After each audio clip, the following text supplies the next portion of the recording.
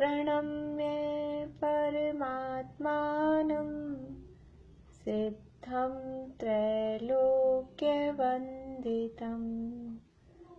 स्वाभाविक चिदानन्द स्वरूपं निर्मलाव्ययम् शुद्धजीवादिद्रव्याणां देशिकं च जिनेश्वरम् द्रव्यसंग्रहसूत्राणां वृत्तिं वक्षे समासुतः जीवमजीवमदवं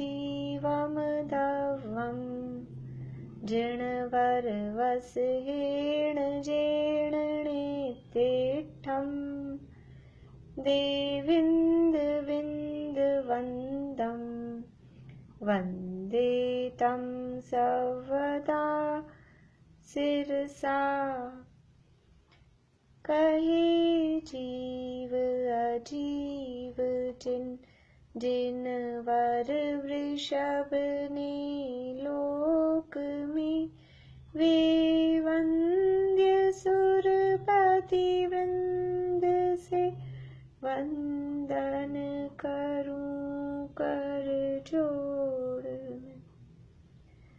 पुक्कल कम्मादीणं कत्ता व्यवहार दो दुनिच्छय दो चेदन कम्माणादा शुद्धनया शुद्ध भावाणम्।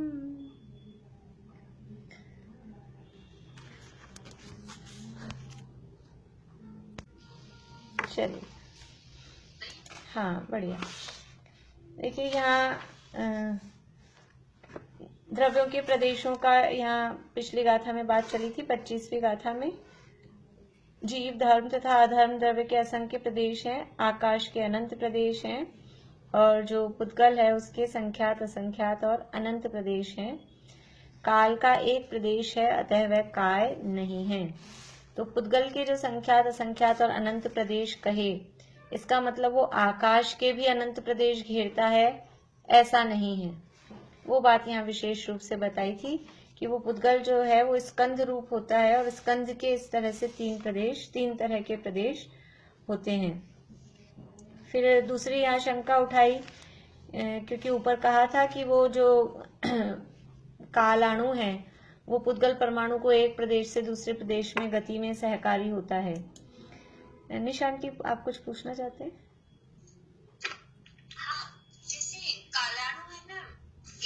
आकाश के प्रदेश पे है, तो जितने आकाश के प्रदेश है उतने कालाणु का है, लेकिन काल तो अनंत काल से चल रहा है और अनंत काल तक चलेगा। काल के समय अनंत है, काल द्रव्य असंख्यात है, और जो काल के समय है वो काल की पर्याय है। समय है वो काल की पर्याय है।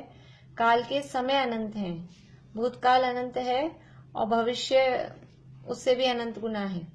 भूतकाल से अनंत गुना बड़ा भविष्य काल है। अभी जितना भविष्य है वो हर समय वर्तमान बन बन के भूतकाल बनता जा रहा है, लेकिन वो भविष्य कभी खत्म होगा क्या? भविष्य कभी खत्म, यदि दोनों बराबर हो, भूतकाल जितना है उतना ही भविष्य हो, तो वो भविष्य काल वर्तमान बन बन के खत्म ही हो जाएगा, मतलब कुछ बचेगा ही नहीं। इसलिए भूतकाल से अनंत गुना बड़ा भविष्य काल है। वो क्या है जो अनंत है? वो अनंत है काल के समय। काल के समय अनंत है। कालाणु द्रव्य जो है वो द्रव्य असंख्यात है। जैसे द्रव्य की पर्याय अनंत होती है, हर द्रव्य की संख्या अलग है, प्रदेश अलग है, उनकी पर्याय अलग हैं। ऐसे ही कालाणु असंख्यात हैं, लेकिन और प्रदेश उसका एक ही है, लेकिन उसके जो समय है वो समय अनंत होते हैं, इसलिए काल को अनंत कहा जाता है। सब द्रव्यों की पर्याय अनंत ही होगी? हाँ, अनंत ही होगी। अनंत गुणों की अनंत पर्याय हैं, इसलिए। लेकिन ऐसा होता है कुछ द्रव्यों की विशेष रूप से इसे काल अनंत कहने में आता है, क्योंकि काल का कभी, जैसे आकाश भी अनंत है, आकाश का भी अंत कहने में या देखने में नहीं आता है, ऐसे ही काल भी अनंत है। वास्तव में 6 द्रव्य नादि अनंत है, किसी भी द्रव्य का अंत तो होना ही नहीं है, लेकिन वो किस रूप में हम उसको कहते हैं, तो काल अनंत है, अर्थात काल के समय अनंत है। काल द्रव्य अनंत नहीं है, काल की जो समय रूप अवस्था है वो अनंत है, ऐसा। तो यहाँ ये प्रश्न उठाया था कि पुद्गल परमाणु को गति में सहकारी कारण आप कालाणु को कह रहे हो, और गति में सहकारी तो धर्म द्रव्य होता है। तो उसका समाधान किया कि एक कार्य होने में अनेक कारण होते हैं, और यद्यपि सभी जो जीव कोई भी गमन करते हैं अपने उपादान की योग्यता से करते हैं, उसमें धर्म द्रव्य निमित्त होता है, जीव और पुद्गल जो भी गमन करते हैं, लेकिन उसमें काल भी उसमें साथ में सहकारी कारण होता है, ऐसा ये यहाँ पर बताया गया है। अब आगे गाथा नंबर 26।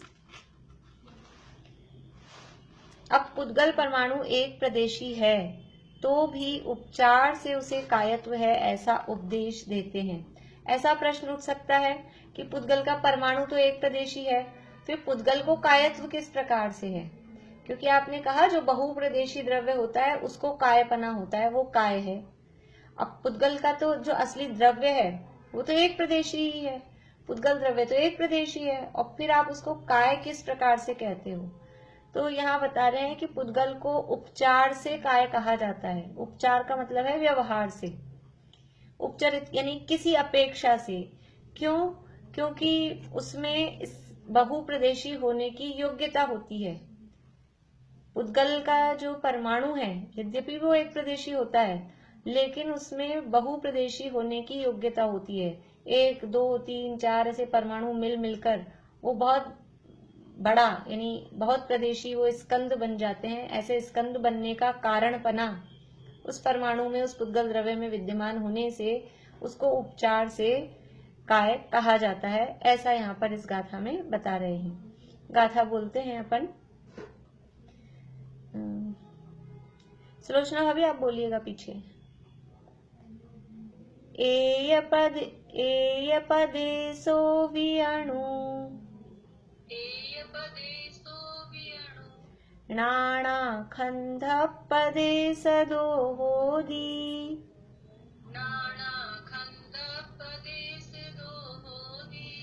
बहुदेशो उभयारा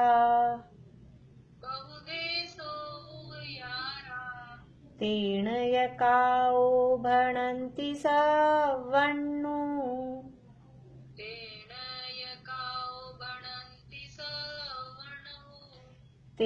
यकाओ भणन्ति सवर्णु।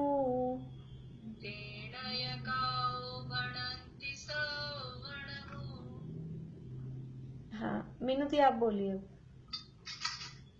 एय पदे सो विअणु नाना खंध पदे सदो होदी बहुदेशो उभयारा तेन यकाओ भणन्ति सवर्णु।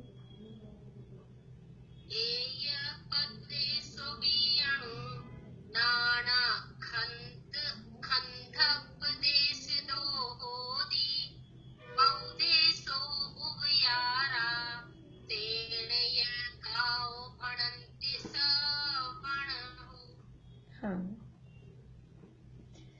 देखिए, ए पदेशो विअणु, ए यानी एक, पदेशो यानी प्रदेशी, एक प्रदेशी, वी यानी अपि यानी भी, एक प्रदेशी होने पर भी। कौन है एक प्रदेशी? अणु। अणु एक प्रदेशी होने पर भी।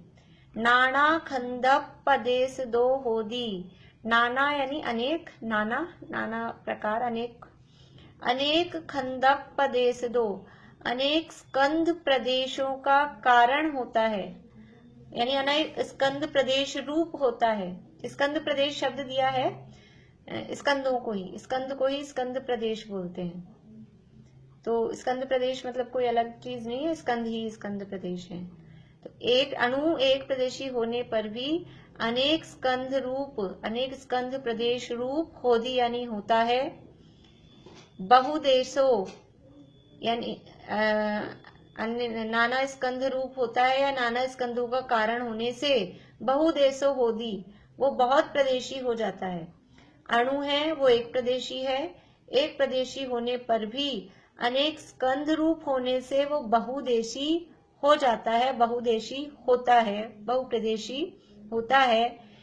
तेण यकाओ, इसलिए, तेण यानी इसलिए, उव्यारा उपचार से, भणंती यानी कहते हैं, सवणहु यानी सर्वज्ञ भगवान क्या कहते हैं, इसलिए उसको उपचार से काओ, काय कहते हैं।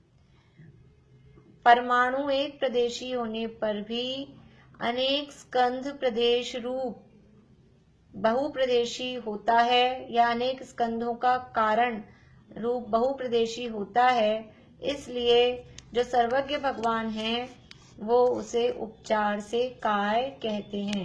यानी जो मूल पुद्गल द्रव्य है उसमें कायपना नहीं है, वो काय नहीं है, वो बहुप्रदेशी नहीं है, लेकिन वो स्कंद रूप होता है, स्कंद बन जाता है, और स्कंद बनने से वो बहुप्रदेशी हो जाता है, इसलिए भगवान उसे उपचार से काय कहते हैं। तो काओ यानी काय और भनंती यानी कहते हैं, कहा है या कहते हैं। सवणु यानी सर्वज्ञ भगवान, सर्वज्ञ भगवान। इसलिए, इसलिए तेण यानी इसलिए, सवणहु सर्वज्ञ भगवान। गाथार्थ, एक प्रदेशी होने पर भी परमाणु अनेक स्कंध रूप बहुप्रदेशी हो सकता है। इस कारण सर्वज्ञ देव उपचार से परमाणु को काय कहते हैं। फिर से बोलते हैं गाथा, रेखा अभी आप बोलिएगा। एय पदे सो वियणु नाणा खंध पदे सदो होदी बहुदेशो यारा तेण यकाओ भणन्ति सवणहु। एयपदेशो वियणु नाना खंडपदेश दोहोदि बहुदेशो यारा तेण यकाओ भणन्ति सवणहु। टीका, सरल है बात, कुछ ज्यादा कठिन नहीं है। देखिए, ए पदेशो वियणु नाना खंडप पदेशदो होदी बहुदेशो। पुद्गल परमाणु एक प्रदेशी है तो भी भिन्न भिन्न स्कंध रूप बहुप्रदेशी होता है। परमाणु एक प्रदेशी है लेकिन वो स्कंध रूप हो जाता है, परमाणु स्कंध रूप हो जाता है। उव्यारा, उपचार अर्थात व्यवहार से। उपचार का अर्थ है व्यवहार। जिनवाणी में बहुत जगह उपचार शब्द मिलेगा, उपचार से ऐसा कहा है, तो उपचार का अर्थ होता है व्यवहार। व्यवहार में भेद आते हैं, उपचरित, सद्बुद्ध, अनुपचरित। तो उपचार, उपचरित यानी उपचार से कहा है, ये व्यवहार है। जो भी उपचार, उपचार का मतलब है कुछ मिली जुली बात करना, किसी दूसरे की तरफ से उसको कहना, मूल असली बात नहीं कहना, किसी की तरफ से। जैसे कि व्यवहार का स्वरूप समझते समय हमने देखा था कि हर किसी को अपन जैसे बोल देते हैं अंकल आंटी, तो अंकल आंटी का अर्थ क्या होता है, चाचा चाची। तो उसके सारे दुनिया के लोग चाचा चाची हैं, जैसा पापा के भाई जो होते हैं चाचा। लेकिन आप दूसरों को जो अपन कहते हैं वो क्या मतलब है, उपचार से। फ्रेंड की मम्मी को मम्मी कहा, मामा के फ्रेंड को मामा कहा, ये क्या है, मामा के जो फ्रेंड है वो क्या अपनी मम्मी के भाई हैं, वो नहीं है, लेकिन उपचार से, व्यवहार से, ऐसा ही उसका नाम है उपचार।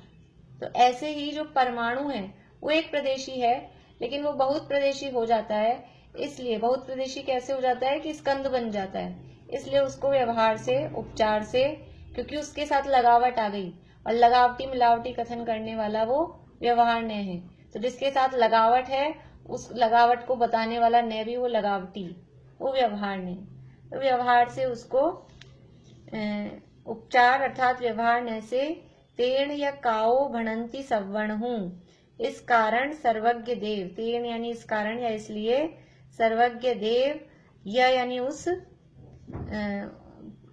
पुद्गल को, परमाणु को सर्वज्ञ देव उस पुद्गल परमाणु को काओ यानी काय भणंती यानी कहते हैं। इस कारण सर्वज्ञ देव उस पुद्गल परमाणु को काय कहते हैं।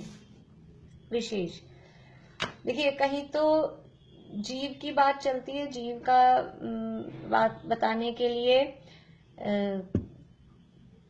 पुद्गलों के उदाहरण दिए जाते हैं, अजीवों के जड़ चेतनों के उदाहरण दिए जाते हैं। अब यहाँ बात किसकी चल रही है? अजीव अधिकार चल रहा है और यहाँ तो परमाणु की बात चल रही है। उदाहरण किसका दे रहे हैं? जीव को उदाहरण बना रहे हैं।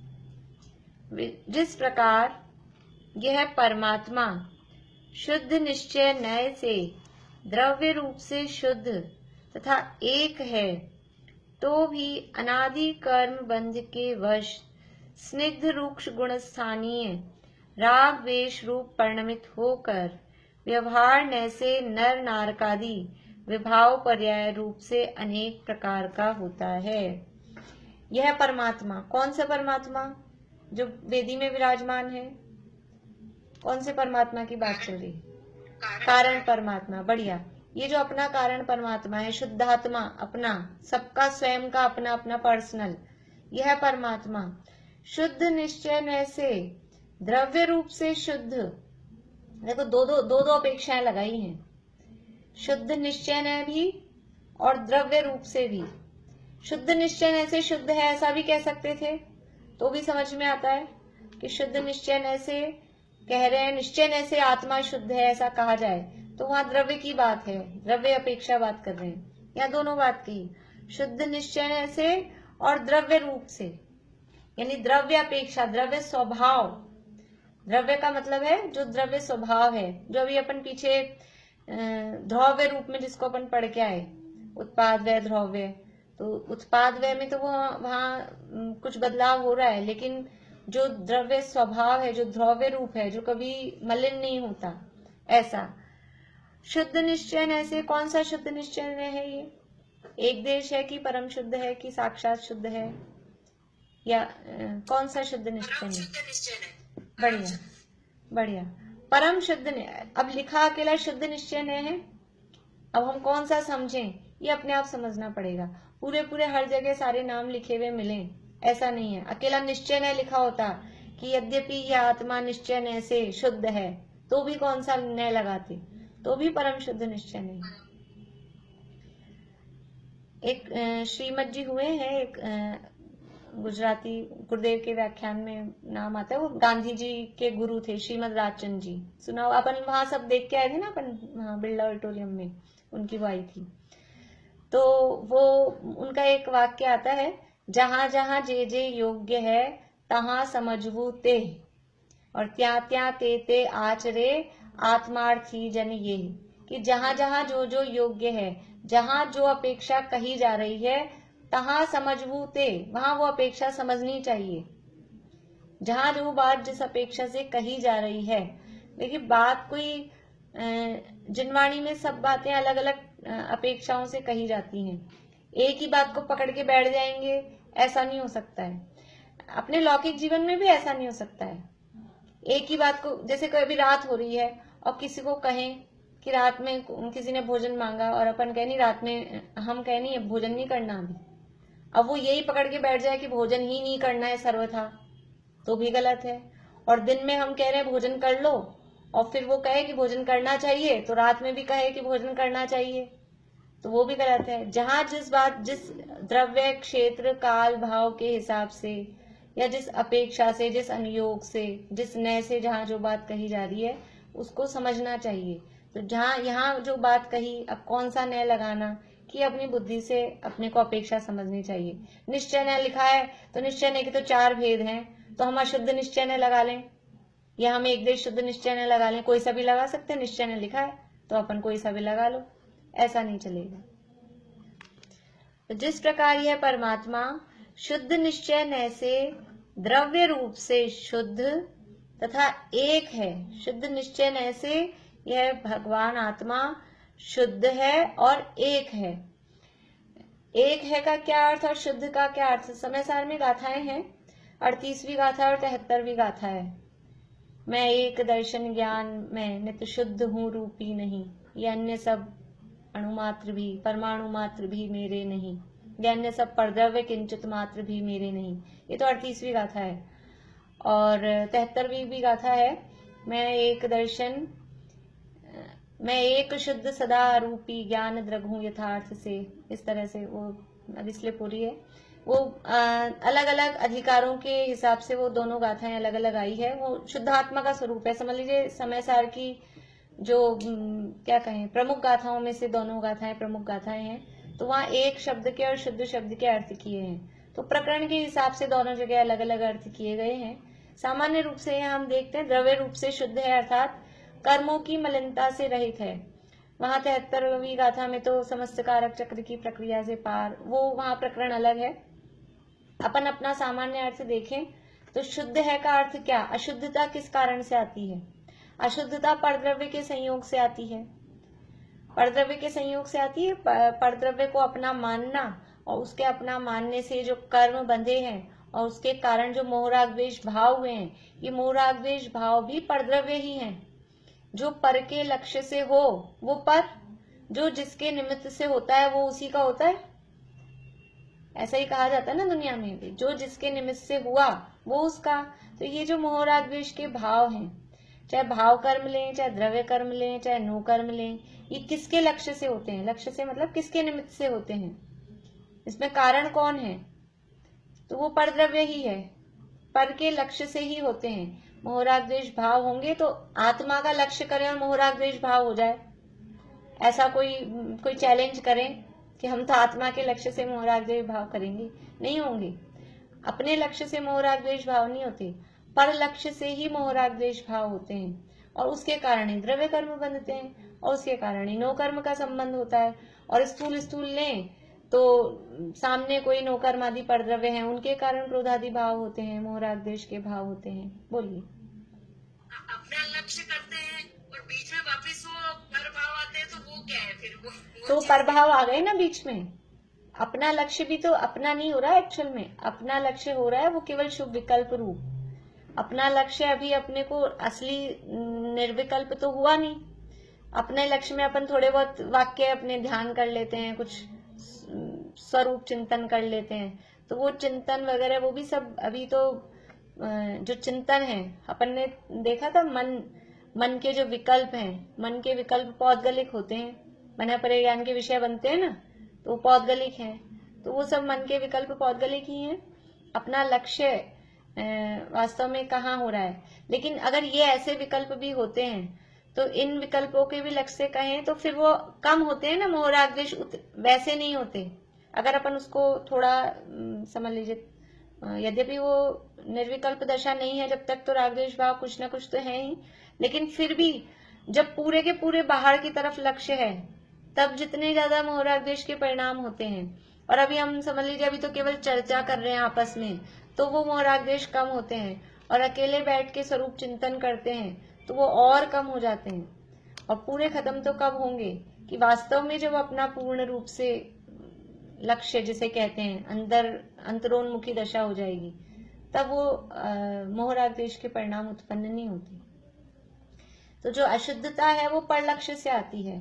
और जो मैं शुद्धात्मा हूँ, परमात्मा हूँ, कारण परमात्मा, उसमें अशुद्धता नहीं है, क्योंकि वो स्वभाव से वो द्रव्य कर्म से रहित है, भाव कर्म से रहित है, नो कर्म से रहित है। ये अशुद्धता अंदर प्रवेश नहीं करती उसमें, इसलिए वो निश्चय से या द्रव्य रूप से शुद्ध है। अशुद्धता बाहर बाहर रहती है। जैसे जो अपने कपड़े होते हैं, कपड़े गंदे हो जाते हैं, तो कपड़े भी निश्चय से कहें या द्रव्य रूप से कहें तो क्या है? शुद्ध है। अशुद्धता उनमें अंदर प्रवेश नहीं करती। तो थोड़ा सा हम एफर्ट करते हैं, मेहनत करते हैं, वो अशुद्धता निकल जाती है। इसलिए निश्चय से या द्रव्य रूप से तो शुद्ध है। तथा एक है। एक का मतलब ये जो अनेक अभी अवस्थाएं दिखाई दे रही हैं, कभी नारकी दिखाई देता है, कभी मनुष्य, कभी देव, कभी तिर्यंच, कभी कम ज्ञान वाला, कभी ज्यादा ज्ञान वाला, कभी और अनेक प्रकार की, समझ लीजिए 14 जीव समास और फिर गुण स्थान और महागण स्थान, ये जो अनेक प्रकार की अवस्थाएं दिखाई दे रही हैं। अथवा गुणों का भेद, ज्ञान वाला है, दर्शन वाला है, सुख वाला है, वीर्य वाला है, ऐसे जो अलग अलग भेद किए, तो ये सब जो हैं ये भेद भी आत्मा में नहीं है, वो तो एक है। जो नारकी है वही कल जो नारकी था आज वही तिर्यंश है, आज जो तिर्यंश है कल वही देव हो जाता है। तो ये एक ही है ना, तीन व्यक्ति तो नहीं है। तीन व्यक्ति हैं क्या? एक ही है। जो नारकी था वही तिर्यंश हुआ है, वही देव हुआ है। इस रूप से अगर हम व्यंजन पर्याय की तरफ से देखें तो भी एक है।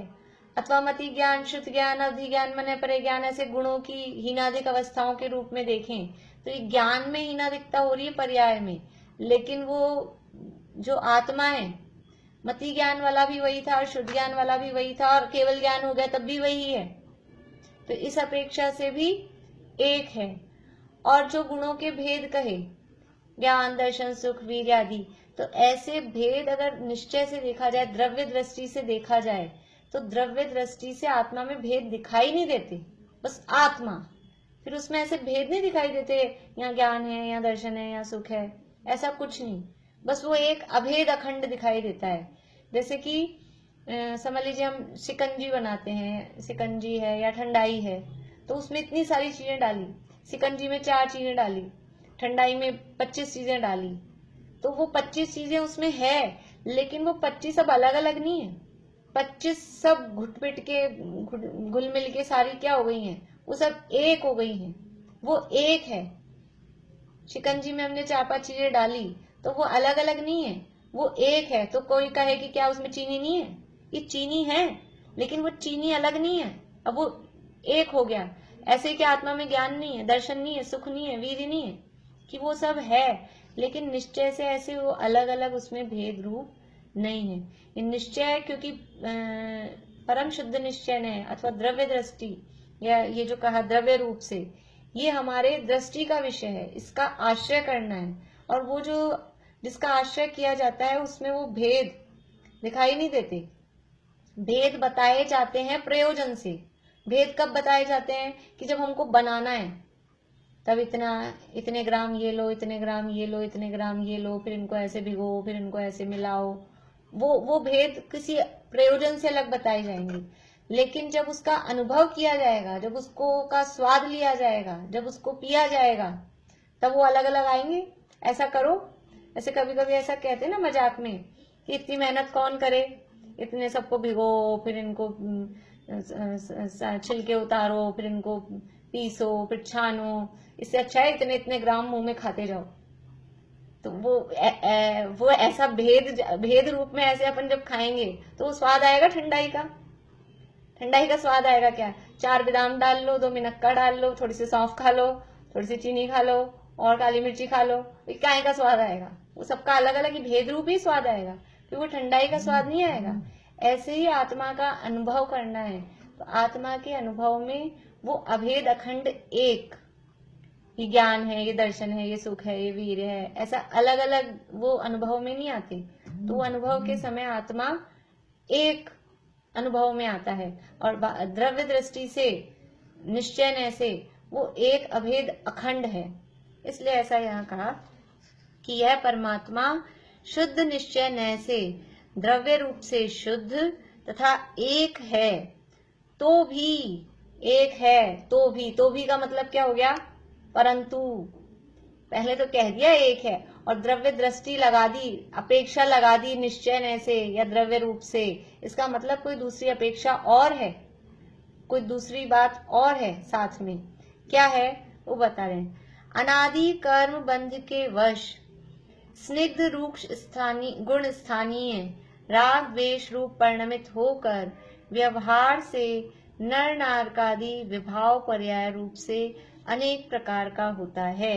यद्यपि निश्चय नय से द्रव्य रूप से शुद्ध है और एक है, अशुद्ध भी नहीं है और इन्हें अनेक रूप भी नहीं है, तो भी अनादि कर्म बंध के वश, अनादि काल से कर्मों का बंद हो रखा है, अनादि काल से कर्मों के बंधन से सहित है, और उस कर्म बंध के वश के कारण, कर्म बंध के वश स्निग्ध रूक्ष गुण स्थानीय राग द्वेष रूप परिणमित होकर, जैसे पुद्गल में स्निग्ध और रूक्षता के कारण, स्निग्ध रूक्ष रूखाई और चिकनाई के कारण जो पुद्गलों में बंद होता है, ऐसे ही जीव के साथ ये स्निग्ध और रुक्षता क्या है? ये राग और द्वेष। राग है चिकनाई, द्वेष है रूखापन। ये राग द्वेष रूप परिणमित होकर व्यवहार से नर नारकादि विभाव पर्याय रूप से अनेक प्रकार का होता है। यद्यपि द्रव्य रूप से तो शुद्ध है और एक है, लेकिन कर्म बंध के वश से, ये कर्म बंध के वश से ये बता रहा है कि वो अशुद्धता परद्रव्य के संयोग से आई है। अशुद्धता उसकी खुद की नहीं है स्वाभाविक, हमारी खुद की स्वाभाविक अशुद्धता नहीं है, स्वभाव तो शुद्ध ही है, लेकिन अनादि काल से कर्म बंध के वश है और फिर राग द्वेष रूप परिणमित हो रहा है। तो राग द्वेष रूप परिणमित हो रहा है, तो जैसे पुद्गल स्निग्ध रुक्ष रूप परिणमित होता है तो वो बंध जाता है, बंधन को प्राप्त होता है। स्निग्ध रुक्षत्वाद बंध, ये सूत्र है। तो स्निग्ध रुक्ष के कारण जैसे पुद्गल बंध जाता है, परमाणु बंध जाते हैं, ऐसे ही राग द्वेष के कारण ये जो जीव है, जो शुद्ध है और एक है, ऐसा जीव भी वो राग द्वेष रूप परिणमित होकर और फिर अनेक प्रकार का नर नारकादि, कभी नर है, कभी मनुष्य है, कभी देव है, कभी तिर्यंश है, इस रूप से, और मोही रागी द्वेषी रूप, अशुद्ध अवस्था रूप, विभाव पर्याय रूप से अनेक प्रकार का होता है। ये सारी जो अशुद्धताएं हैं ये परद्रव्य के संयोग से नहीं, परद्रव्य का लक्ष्य कर रहे हैं, अनादिकाल से कर्म बंधन सहित है। और इस कारण स्वभाव तो क्या है? केवल ज्ञान रूप है। और कौन से ज्ञान पर रूप हो रहा है? कि मति ज्ञान, शुद्ध ज्ञान रूप परिणमित हो रहा है। तो वो विभाव रूप परिणमित हो रहा है। अपना जो स्वभाव था केवल ज्ञान, केवल दर्शन, अनंत सुख रूप, ये स्वभाव, इस स्वभाव रूप परिणमित नहीं होकर दुख रूप परिणमित हो रहा है। चक्षु दर्शन रूप परिणमित हो रहा है। स्वभाव था केवल दर्शन रूप। इस तरह से ये अनेक प्रकार का होता है और अलग अलग पर्यायों में अलग अलग प्रकार का हो रहा है वो अनेकपना। और एक ही जो अवस्था दिखाई दे रही है, एक मनुष्य पर्याय में भी अनेक प्रकार का होता रहता है। ना तो ज्ञान एक सा रहता है, ना दर्शन एक सा रहता है, ना सुख दुख की स्थिति एक सी रहती है, ना ये व्यंजन पर्याय की जो परिस्थितियां हैं ना वो एक सी रहती हैं, वो भी एक सी नहीं रहती हैं। तो ऐसे अनेक प्रकार का होता है। उसी प्रकार ये जीव का तो लिया है उदाहरण, जीव का तो बनाया है उदाहरण। अब यहाँ समझाना किसको है? समझाना तो पुद्गल को है। उसी प्रकार पुद्गल परमाणु भी स्वभाव से एक और शुद्ध होने पर भी राग द्वेष स्थानीय बंध योग स्निग्ध रुक्ष गुण रूप से परिणमित होकर द्विअणुक आदि स्कंद रूप विभाव पर्याय रूप से अनेक प्रकार से बहुप्रदेशी होता है। उसी प्रकार पुद्गल परमाणु भी स्वभाव से एक और शुद्ध है। पुद्गल का परमाणु कैसा है? वो एक है, अकेला है, सिंगल है और शुद्ध है। परमाणु शुद्ध है। देखिए, जो एक होता है, एकत्व में ही शुद्धता है, एक ही सुंदर होता है, एक ही शुद्ध होता है। एकत्व सुंदर लोक में, तीसरी गाथा है समयसार की, कि जो एक होता है ना वो अकेला हमेशा से, single I is always capital, single I हमेशा कैपिटल होता है, कैपिटल में लिखा जाता है। और वो किसी के साथ मिल जाए, उसके साथ कुछ भी आ जाए, एन लगा दो, एस लगा दो, तो वो स्मॉल हो जाएगा, फिर कैपिटल में नहीं आएगा। फिर वो दूसरे रूल्स हैं, अपन फर्स्ट लेटर लिख रहे हैं, वो बात अलग है, लेकिन सिंगल आई ऑलवेज कैपिटल। एक दादा उदाहरण देते थे पहले कि कहीं गए हैं, समझ लीजिए कहीं बाहर जाते हैं ना, तो कहीं किसी के साथ किसी घर पे रुके और कहीं जा रहे हैं, या समझ लीजिए यहाँ ही कहीं है और बोले हम रास्ते में चल रहे हैं और कोई गाड़ी लेकर आया पीछे से, तो मिले कि पंडित जी आइए आइए, आप कहाँ जा रहे हैं, हम आपको छोड़ देते हैं। कोई जानकार आ गए तो पंडित जी अकेले होंगे तो कहाँ बिठाएंगे वो व्यक्ति? आइए आइए आगे वाली सीट पे बैठिए, मेरे बगल में बैठिए, और साथ में पंडित जी की वाइफ हो साथ में, तो पीछे बैठो फिर। तो अगर दो पन आए तो वो बोले कीमत घट जाती है, इसकी वैल्यू कम हो जाती है। जहां पर द्वैत आता है, द्वैत आते ही अशुद्धता हो जाती है। अकेला दूध शुद्ध है, अकेला पानी शुद्ध है, और दोनों को मिला दो तो ना पानी शुद्ध रहता है ना दूध शुद्ध रहता है। अकेला पानी शुद्ध है, अकेली मिट्टी भी शुद्ध है, और दोनों मिल जाते हैं तो क्या हो जाता है? कीचड़ हो जाता है। तो ये परमाणु है, वो परमाणु भी स्वभाव से एक है और शुद्ध है। एक और शुद्ध होने पर भी राग द्वेष स्थानीय यानी राग द्वेष के स्थान पर, वहां लिखा था स्निग्ध रूक्ष गुण स्थानीय, यानी एक स्थानीय का मतलब है उसके इक्विवेलेंट, उसकी जगह पे, उसके बराबर, उसके जैसा। यहाँ पर अब राग द्वेष के जैसे क्या बता रहे हैं, स्निग्ध गुण रूक्ष गुण रूप से परिणमित होकर द्विअणुक आदि, द्विअणुक यानी दो अणु, एक अणु सिंगल था वो शुद्ध था, फिर दो अणु रूप स्कंद बना, आदि लगाया है तो 3 अणु का स्कंद, 4 अणु का स्कंद, 5, 6, फिर संख्यात असंख्यात अनंत परमाणुओं के ऐसे स्कंद। तो कहा है द्विअणुक आदि स्कंद रूप विभाव पर्याय रूप से अनेक प्रकार से बहुप्रदेशी होता है। ये स्कंद रूप जो दशा है, स्कंद रूप दशा, ये पुद्गल की विभाव रूप दशा है, विभाव पर्याय है। और अपन ने भी दूसरे शब्द पढ़े थे, विभाव पर्याय के लिए कौन सा शब्द कहेंगे, इसे विभाव व्यंजन पर्याय है। स्कंद रूप होना ये पुद्गल की विभाव व्यंजन पर्याय है। तो विभाव पर्याय रूप से अनेक प्रकार से बहुप्रदेशी होता है, अनेक प्रकार से, क्योंकि 2 अणु वाला, 3 अणु वाला, 4 अणु वाला, ऐसे करते करते संख्यात तक जाओ, फिर असंख्यात, फिर अनंत परमाणु वाला, ऐसे अनेक प्रकार से बहुप्रदेशी होता है। इस कारण बहुप्रदेशत्व जिसका लक्षण है, ऐसे कायत्व के कारण उपचार से काय कहलाता है। इसलिए जो पुद्गल को काय कहा, पुद्गलास्ति काय, ये उपचार से कहा है, क्योंकि ये बहुप्रदेशीपना इसमें इस तरह से उपचार से हो जाता है। ये और पढ़ लेते हैं एक पैराग्राफ। कोई मानता है कि जिस प्रकार पुद्गल परमाणु को उसके द्रव्य रूप से एक होने पर भी द्विअणुकादि स्कंध पर्याय रूप से बहुप्रदेश रूप कायत्व है, उसी प्रकार कालाणु को भी उसके द्रव्य से एक होने पर भी पर्यायों से कायत्व हो। जैसे आप पुद्गल का परमाणु है, उसको उपचार से कायपना कह रहे हो, ऐसे ही ये जो कालाणु है, इस कालाणु को भी उपचार से कायत्व कहो। जब पुद्गल के परमाणु को आप उपचार से कायपना कह सकते हो, तो फिर कालाणु को भी उपचार से कायपना हो।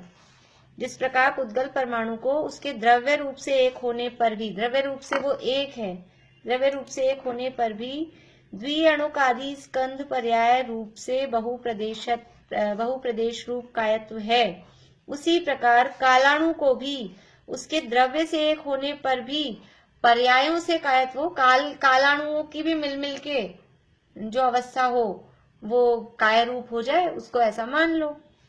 उसका परिहार किया जाता है, परिहार मतलब उसका निषेध किया जाता है, उसको गलत सिद्ध किया जाता है। कैसे? स्निग्ध रूक्षत्व जिसका कारण है, ऐसे बंध का काल में अभाव होने से वैसा नहीं होता। कि पुद्गल के तो परमाणु में स्निग्ध और रूक्ष नाम का गुण है, उसके कारण वो मिल के एक हो जाते हैं, लेकिन कालाणुओं में स्निग्ध और रूक्ष नाम का गुण नहीं है, तो वो कालाणु ऐसे मिल के जुड़ के एक हो जाते हों, ऐसा नहीं है। वो जुड़ के एक होने रूप योग्यता उनमें कालाणुओं में नहीं होती है। स्निग्ध रूक्षत्व जिसका कारण है, ऐसे बंध का, यानी बंध का कारण क्या है? स्निग्ध रूक्षत्वाद बंध, चिकनाई और रूखापन, ये बंध का कारण है। और ऐसे बंध का, ये जो चिकनाई और रूखेपन से जो बंध होता है, ऐसे बंध का काल में अभाव है। काल द्रव्य में चिकनाई और रूखापन नहीं है, इसलिए वो बंधते भी नहीं है, उसमें बंध का अभाव है। ये बंधन केवल 2 द्रव्यों में ही होता है, एक तो जीव में और एक पुद्गलों में। जीव में उपचार से कहा जाता है, यानी कहा है जीव को भी बंध, कर्म बंधन सहित है, उसको भी परम शुद्ध निश्चय से देखें तो वो कर्म से ही बंधते हैं, लेकिन फिर भी जीव में बंधन कहा जाता है और पुद्गल परमाणु बनते ही हैं। इसके अलावा अन्य कोई भी द्रव्य काल असंख्यात है, लेकिन वो आपस में बंधते नहीं है, क्योंकि उनमें स्निग्ध और रूक्ष है नहीं, और धर्म अधर्म और आकाश तो एक ही है, बंधेंगे किससे? सिंगल ही है। इसलिए वह किस लिए है? क्योंकि स्निग्ध रूक्षत्व पुद्गल का ही धर्म है। स्निग्धपना और रूक्षपना ये पुद्गल के ही धर्म है, पुद्गल के ही गुण है। इस प्रकार से ये यहाँ परमाणु में या पुद्गल में कायपना किस प्रकार होता है, यहाँ बात बताई। अब यहाँ एक शंका है, ये कल ले लेंगे और कोशिश करेंगे कल ये 27वीं गाथा अपन पूरी कर लें। ये 27वीं गाथा पूरी हो जाएगी तो फिर अपन दिवाली की छुट्टियां कर लेंगे, कल या परसों तक जैसे भी हो जाएगी तो कर लेंगे। ठीक, जय जिनेंद्र सभी को।